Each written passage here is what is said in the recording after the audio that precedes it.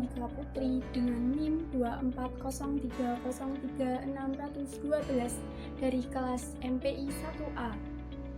Di sini saya akan membahas materi dengan tema manajemen kurikulum di sekolah dan madrasah swasta dan negeri. Materi pertama, kita akan membahas tentang pengertian manajemen kurikulum. Apa sih manajemen kurikulum itu? Menurut Hamali, rencana pendidikan yang memberi pedoman tentang jenis, lingkup, urutan materi, serta proses pendidikan. Jika dikaitkan dengan pendidikan, maka kurikulum disusun untuk mewujudkan tujuan pendidikan dengan memperhatikan tahap perkembangan peserta didik dan kesesuaiannya dengan lingkungan, kebutuhan pembangunan manusia seutuhnya, perkembangan ilmu pengetahuan dan teknologi. Maksudnya, kurikulum adalah suatu rencana pendidikan yang memberikan pedoman mengenai jenis, ruang lingkup, urutan materi, serta proses pendidikan. Mengenai pendidikan, kurikulum diselenggarakan untuk mencapai tujuan pendidikan dengan memperhatikan tingkat perkembangan peserta didiknya dengan kesesuaiannya dengan lingkungan, serta perkembangan ilmu pengetahuan dan teknologi. Jadi, manajemen kurikulum itu sebagai rancangan pendidikan yang mempunyai kedudukan yang sangat strategis dalam seluruh aspek kegiatan pendidikan. Karena itu, peranan kurikulum sangat penting di dalam pendidikan dan perkembangan kehidupan peserta didik. Nah, jadi dapat disimpulkan bahwa manajemen kurikulum adalah proses mendayagunakan semua unsur manajemen dalam rangka memaksimalkan pencapaian tujuan kurikulum pendidikan yang dilaksanakan di lembaga pendidikan. Materi kedua, kita akan membahas tentang prinsip manajemen kurikulum. Ada beberapa hal yang harus diperhatikan dalam melaksanakan manajemen kurikulum. Di sini ada 5 prinsip manajemen kurikulum yang harus diperhatikan, yaitu yang pertama, produktivitas. Produktivitas adalah kemampuan untuk menghasilkan mutu pendidikan yang baik dengan memanfaatkan sumber daya yang ada. Tujuannya adalah untuk mencapai tujuan pendidikan secara efisien dan efektif. Sedangkan prinsip produktivitas mengacu pada hasil yang akan diperoleh dalam kegiatan kurikulum, yang merupakan aspek yang harus dipertimbangkan dalam manajemen kurikulum. Yang kedua, demokratisasi. Demokratisasi adalah pelaksanaan manajemen kurikulum yang berdasarkan demokrasi. Dalam hal ini, mengelola, pelaksana, dan subjek didik menempati posisi yang seharusnya untuk melaksanakan tugas dengan penuh tanggung jawab, sehingga dapat mencapai tujuan kurikulum. Yang ketiga, kooperatif. Kooperatif adalah sistem untuk memperoleh hasil yang diharapkan dalam kegiatan manajemen kurikulum, sehingga perlu adanya kerjasama positif dari berbagai pihak yang terlibat. Yang keempat, efektivitas dan efisiensi adalah rangkaian kegiatannya harus bisa mempertimbangkan efisiensi dan efektivitas untuk mencapai suatu tujuan kurikulum, sehingga kegiatan tersebut dapat memberikan hasil yang berguna dalam waktu yang relatif singkat. Yang kelima, mengarahkan visi, misi, dan tujuan. Manajemen kurikulum seharusnya bisa memperkuat dan mengarahkan visi, misi, dan juga tujuan kurikulum. Dalam sebuah proses pendidikan, penting sekali adanya manajemen kurikulum. agar hasil kurikulum bisa lebih efisien, efektif, dan optimal dalam memanfaatkan berbagai sumber daya maupun kurikulum maupun komponen kurikulum. Materi ketiga kita akan membahas tentang fungsi manajemen kurikulum. Ada beberapa fungsi dari manajemen kurikulum. Di antaranya, 1. Meningkatkan efisiensi pemanfaatan sumber daya kurikulum. Kedua, meningkatkan keadilan dan keselamatan kepada siswa mencapai hasil yang maksimal. Yang ketiga, meningkatkan relevansi dan efektivitas pembelajaran sesuai dengan kebutuhan peserta didik maupun lingkungan sekitar peserta didik. Yang keempat, meningkatkan efektivitas kinerja guru maupun aktivitas peserta didik. Yang kelima, meningkatkan efektivitas dan efisiensi proses belajar mengajar. Yang keenam, meningkatkan partisipasi masyarakat untuk membantu mengembangkan. Materi keempat, kita akan membahas tentang organisasi kurikulum. Organisasi kurikulum merupakan struktur program kurikulum yang berupa kerangka umum program-program pembelajaran yang disampaikan kepada peserta didik guna tercapainya tujuan pendidikan atau pembelajaran yang ditetapkan. Nah, jadi organisasi kurikulum juga merupakan dasar yang penting sekali dalam pembinaan kurikulum yang berkaitan erat dengan tujuan program pendidikan yang hendak dicapai. Karena bentuk kurikulum menentukan bahan pelajaran, urutannya, dan cara menyajikannya kepada peserta didik. Pada prinsipnya, organisasi kurikulum disusun untuk mempermudah proses pembelajaran kepada peserta didik agar tujuan pendidikan dapat tercapai secara efektif dan optimal. Organisasi kurikulum dibuat bertujuan agar program pembelajaran yang diberikan kepada peserta didik dapat diterima dengan baik. Dalam organisasi kurikulum, ada juga beberapa faktor yang harus diperhatikan dalam organisasi kurikulum. Di antaranya yaitu berkaitan dengan ruang lingkup. Ruang lingkup adalah keseluruhan materi pelajaran dan pengalaman yang akan diberikan dari suatu bidang studi, mata pelajaran, atau dari suatu pokok bahan tertentu. Ruang lingkup bahan pelajaran sangat tergantung pada tujuan pendidikan yang hendak dicapai. Selanjutnya urutan, yaitu berhubungan dengan urutan penyusunan bahan pelajaran yang disajikan dengan maksud agar proses belajar berjalan dengan baik dan lancar. Urutan bahan meliputi dua hal, yaitu urutan isi bahan pelajaran dan urutan pengalaman belajar yang menentukan pengetahuan tentang perkembangan anak dalam menghadapi pelajaran tertentu. Faktor-faktor yang turut menentukan urutan bahan pelajaran antara lain kematangan anak, latar belakang pengalaman, tingkat inteligensi, minat kegunaan bahan serta kesulitan bahan pelajaran. Selanjutnya, kesinambungan. Kesinambungan yaitu dalam organisasi kurikulum perlu diperhatikan, terutama berkaitan dengan substansi bahan yang dipelajari peserta didik.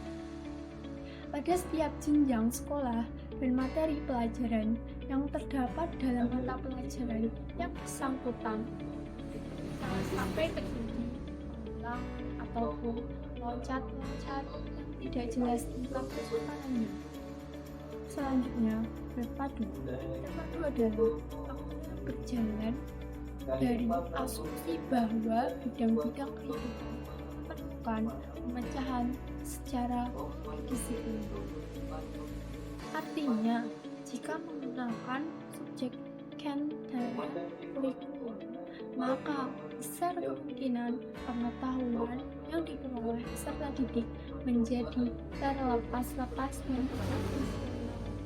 Maka dari itu, harus adanya fokus pada permasalahan yang perlu dipecahkan berdasarkan bidang-bidang kehidupan. Untuk mencapai pemahaman yang utuh dan utuh, maka keterpaduan ini bukan hanya dilakukan oleh guru dalam berbagai mata pelajaran, tetapi juga oleh peserta didik melalui pengetahuan dari berbagai sumber. Selanjutnya adalah keseimbangan. Keseimbangan adalah faktor yang berhubungan dengan bagaimana semua pelajaran itu mendapat perhatian yang layak dalam komposisi kurikulum yang akan diprogramkan pada peserta didik. Keseimbangan kurikulum dapat ditinjau dari dua segi, yakni keseimbangan isi atau apa yang dipelajari dan keseimbangan cara atau proses belajar. Selanjutnya, waktu, yaitu alokasi waktu yang harus dipertimbangkan dalam organisasi kurikulum. Dalam artian, apakah suatu mata pelajaran misalnya akan diberikan selama 2 jam per hari, 1 minggu, 1 bulan, 1 semester, 1 tahun, atau tiap tahun. Materi kelima, kita akan membahas tentang struktur program kurikulum. Struktur kurikulum adalah susunan dan pola mata pelajaran yang harus ditempuh oleh peserta didik dalam kegiatan pembelajaran. Struktur kurikulum berupa mata pelajaran. Dalam kata lain, struktur kurikulum adalah bentuk penyusunan mata pelajaran. Struktur kurikulum dibedakan menjadi 2 macam, yakni 1. Struktur vertikal. Struktur vertikal adalah berhubungan dengan masalah sistem pelaksanaan kurikulum di sekolah. Hal ini bersangkutan dengan sistem kelas. Pada sistem kelas ini, kurikulum diterapkan sesuai dengan tingkatan kelas mereka. Contohnya, SD kelas 1-6, SMP atau MTS kelas 7-9, SMA atau sederajat kelas 1-12. Kurikulum mencantumkan bahan atau materi yang pelajaran setiap jenjang kelasnya berbeda-beda. Selanjutnya, sistem tanpa kelas adalah pelaksanaan kurikulum tanpa kelas tidak mengenal adanya tingkat beberapa kelas tertentu. Setiap peserta didik diberi kebebasan untuk berpindah program setiap waktu. Dalam artian, jika siswa telah merasa sudah mampu menguasai pelajaran, maka siswa tersebut dipersilahkan mengambil pelajaran lain tanpa harus teman-temannya. Keunggulan sistem ini terletak pada kebebasan peserta didik. Juga sistem ini sangat memperhatikan individu dan perbedaan antar individu. Selanjutnya, kombinasi antara sistem kelas dan tanpa kelas. Dalam sistem kombinasi ini, siswa yang memiliki kepandaian tertentu diberi kesempatan untuk terus maju. Namun, tidak berarti pula ia meninggalkan kelasnya. Misalnya, ada 30 siswa kelas 4, kemudian beberapa di antaranya sudah menguasai pelajaran kelas 4 tersebut. Maka beberapa siswa itu diperbolehkan untuk mengambil mata pelajaran kelas lain, misal kelas 5, tetapi statusnya masih di kelas 4. Sistem kurikulum seperti ini disebut dengan pengajaran. Selanjutnya, sistem waktu. Sistem waktu dalam pengajaran pendidikan adalah sistem catur bulan dan sistem semester. Dalam sistem catur bulan, waktu setahun dibagi menjadi 3 unit dengan waktu masing-masing 4 bulan. Dari sini, kemudian muncullah catur bulan 1, 2, 3, dan pada akhir pembelajaran anak akan mendapatkan nilai hasil pembelajaran rapor dalam sistem semester. Waktu 1 tahun dibagi menjadi unit 2 waktu. Masing-masing semester terdiri dari dengan 16 sampai 20 pembelajaran efektif. Selanjutnya, pengalokasian waktu untuk setiap mata pelajaran. Pengalokasian waktu untuk masing-masing mata pelajaran dan isi program setiap mata pelajaran tersebut terhadap tingkatan sekolah. Dalam pengalokasian waktu harus memperhatikan bobot dan tingkat kesulitan dalam setiap mata pelajaran. Jika tingkat kesulitannya tinggi, maka pengalokasian waktunya harus lebih banyak terhadap mata pelajaran tersebut. Begitu pula sebaliknya. Yang kedua, ada struktur horizontal. Menurut Hamid Syarif, struktur kurikulum ialah suatu kerangka umum pelajaran yang akan disampaikan pada siswa, sehingga dapat dipastikan dalam struktur horizontal ini berkaitan dengan pertemuan antara mata pelajaran satu dengan mata pelajaran yang lain. Struktur horizontal terdapat 3 macam untuk penyusunan kurikulum, yaitu 1. Separated kurikulum, mata pelajaran terpisah. Dalam kurikulum ini, segala bahan pelajaran disajikan dalam mata pelajaran yang terpisah-pisah, sehingga bermacam-macam jenis mata pelajaran menjadi sempit ruang lingkupnya. Jumlah mata pelajaran yang diberikan bermacam-macam gantung kepada tingkatan dan jenis sekolah yang bersangkutan. Yang kedua, korelasi kurikulum. Kurikulum gabungan adalah susunan kurikulum yang menyatakan adanya hubungan antara satu mata pelajaran dengan mata pelajaran lainnya. Yang ketiga, ada integrated kurikulum. Kurikulum terpadu. Dalam kurikulum ini, mata pelajaran ditingkatkan pada suatu masalah atau unit tertentu. Hal-hal yang diajarkan di sekolah disesuaikan dengan kebutuhan, situasi, dan masalah kehidupan di luar sekolah. Materi ke-6 akan membahas tentang komponen kurikulum. Menurut beberapa referensi yang ada, komponen kurikulum dapat dibedakan menjadi 4 komponen, yaitu yang pertama, komponen tujuan. Komponen tujuan berhubungan dengan arah atau hasil yang diharapkan, sehingga segala proses pembelajaran difokuskan untuk mencapai tujuan tersebut. Tujuan kurikulum mengacu ke arah pencapaian tujuan pendidikan nasional. Tujuan tersebut ditetapkan dalam Undang-Undang UU No. 2 Tahun 1989 tentang Sistem Pendidikan Nasional. Dalam undang-undang tersebut dijelaskan bahwa kurikulum menyediakan kesempatan yang luas bagi peserta didik untuk mengalami proses pendidikan dan pembelajaran untuk mencapai tujuan pendidikan nasional, khususnya dan menciptakan sumber daya manusia yang berkualitas mumpuni. Yang kedua, komponen materi ajar atau bahan ajar. Materi kurikulum adalah isi kurikulum yang dikembangkan dan disusun dengan prinsip-prinsip sebagai berikut, yaitu materi kurikulum berupa bahan pelajaran terdiri dari bahan kajian atau topik-topik pelajaran yang dapat dikaji oleh siswa dalam proses pembelajaran.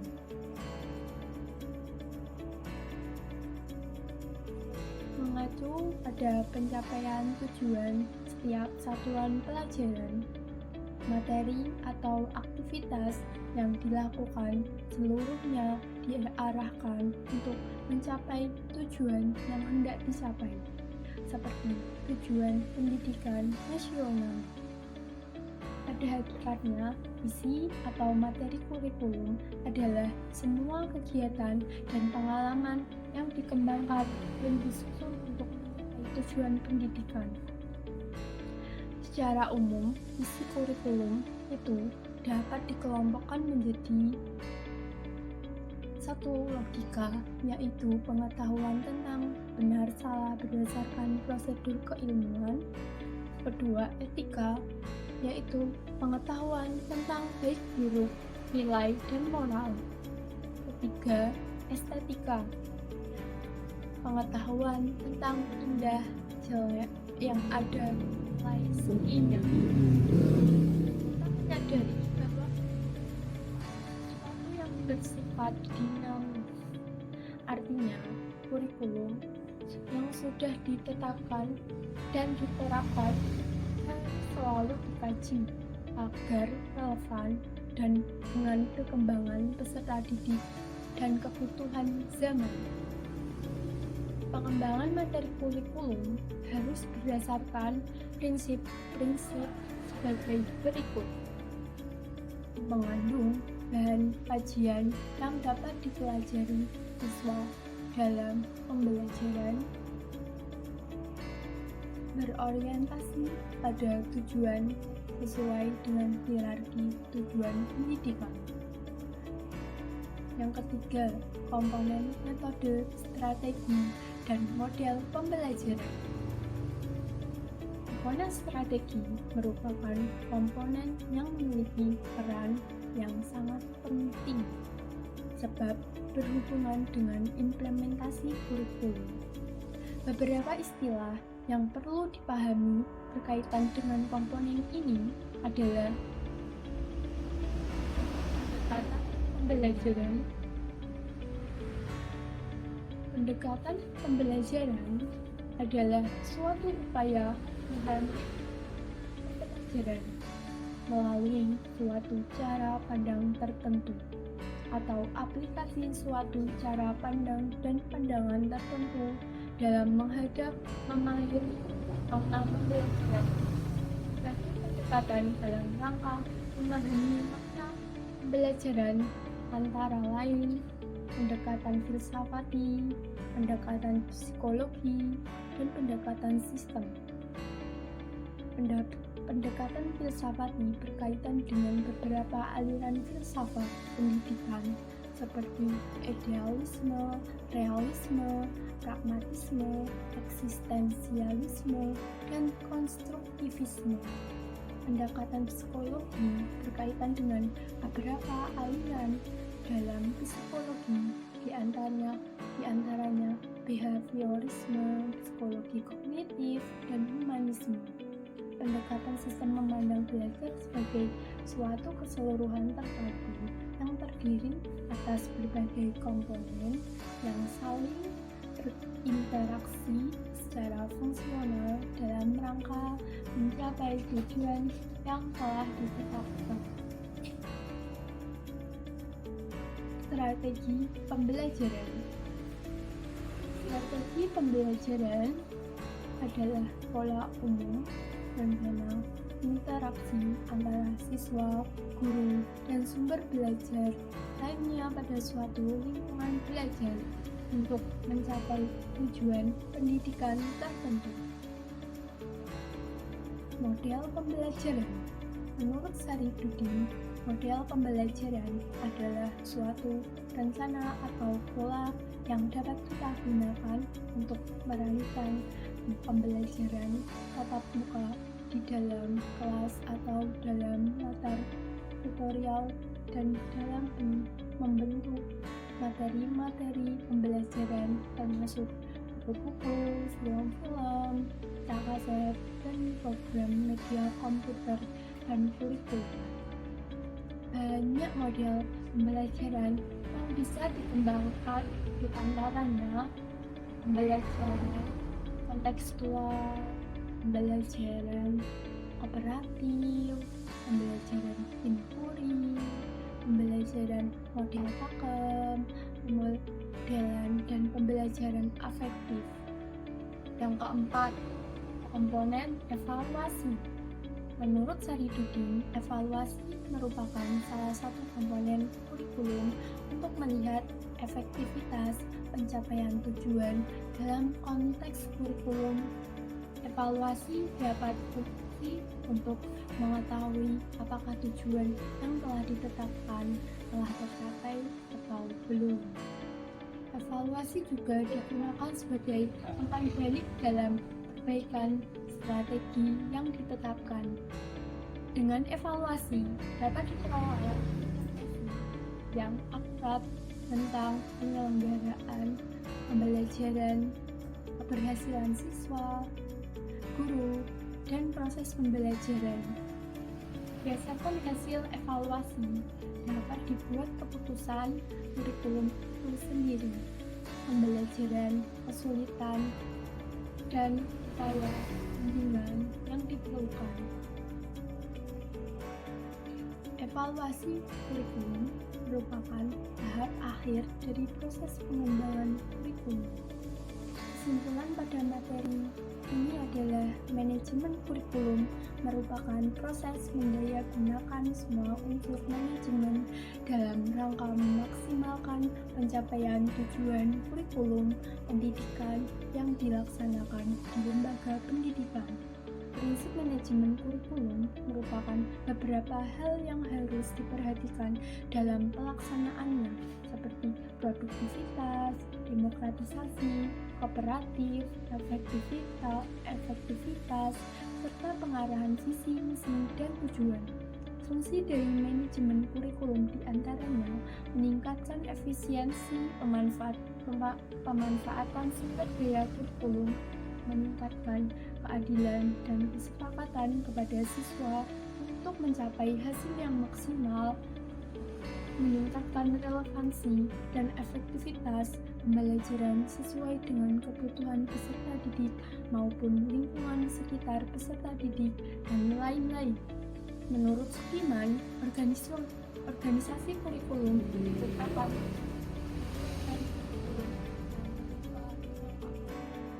program-program pembelajaran yang disampaikan kepada peserta didik guna tercapainya tujuan pendidikan atau pembelajaran yang ditetapkan. Beberapa faktor yang dipertimbangkan dalam organisasi kurikulum diantaranya berkaitan dengan ruang lingkup, urutan bahan, kontinuitas, keseimbangan, dan struktur kurikulum adalah susunan dan pola mata pelajaran yang harus ditempuh oleh peserta didik dalam kegiatan pembelajaran. Struktur kurikulum dibedakan menjadi dua macam, yakni struktur vertikal dan struktur horizontal. Komponen kurikulum dapat dibedakan menjadi 4 komponen, yaitu komponen tujuan, komponen strategi, dan komponen evaluasi. Sekian video penjelasan tentang materi manajemen kurikulum di sekolah dan madrasah swasta dan negeri. Semoga bermanfaat, kurang lebihnya mohon maaf. Sekian dari saya. Wassalamualaikum warahmatullahi wabarakatuh.